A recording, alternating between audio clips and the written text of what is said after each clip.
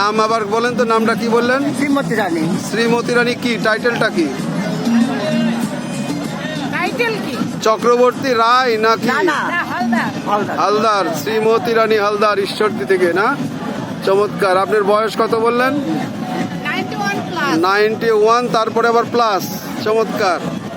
আমাদের বৌদি অবসরপ্রাপ্ত শিক্ষক, মানুষ গড়ার কারিগর।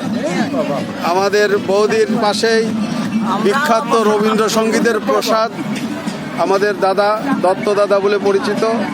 এরপরে অশোকদা, আইকন রবীন্দ্রসঙ্গীত। ছায়ানটের কুষ্টিয়ার প্রতিনিধি বলবো আমি, কারণ ছায়ানট মানে বাঙালি, বাঙালি মানে রবীন্দ্রনাথ। সব মিলায়েই হচ্ছে অশোকদা, স্বপনদা।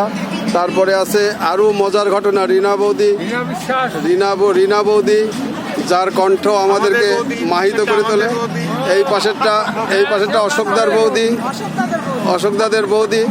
এই হচ্ছে সব মিলায়ে আমরা আছি খুব সুন্দর একটা জায়গায়, যেখানে শুধু বিনোদন বিনোদন আর বিনোদন। দেখছেন যে বিনোদনে মাতোয়ারা হয়ে গেছে মানুষ।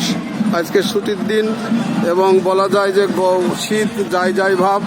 এই মুহূর্তে চমৎকার একটা আমেজকে উপলব্ধি করার জন্য অগণিত মানুষ এসেছে এই পার্কে। ঝিনাইদা জোহান ড্রিম এই পার্কে অসংখ্য মানুষ, যেখানে শুধুমাত্র একটু ফুসফুস খোঁজার জন্য আসছেন। শ্রীমতী দিদি, আপনাকে আমরা আশীর্বাদ করি, আপনি আরও শতবর্ষ আয়ু নিয়ে বেঁচে থাকুন পৃথিবীতে, এবং আপনি দীর্ঘায়ু কামনা করি। আর কামনা করি আপনি যেন অন্তত পক্ষে নিরোগ হিসাবে বেঁচে থাকতে পারেন, কোনো অসুখ যেন আপনাকে স্পর্শ না করতে পারে। আপনারা বুঝছেন যে কবি এবং সাহিত্যিক, ওই দেখেন কবির কবিতা অসাধারণ। তার কাব্যগ্রন্থ আছে, যে কাব্যগ্রন্থে সন্নিবেশিত হয়েছে এই প্রকৃতির প্রেম, ভালোবাসা, বিরহ, বেদনার অসংখ্য কবিতা। এবং দাদা, যিনি দাদাও একই গোত্রের লোক, কবিতার রাজপুত্র তিনি। অসংখ্য কবিতা আছে দাদার। বৌদি প্লিজ, কেমন লাগছে বলেন? খুব সুন্দর লাগছে, আরো ভালো লাগছে আপনার সাথে দেখা হয়ে আজকের এই।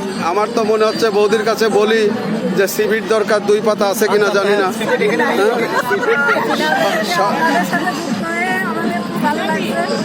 সবাইকে ধন্যবাদ, সবাই ভালো থাকুন।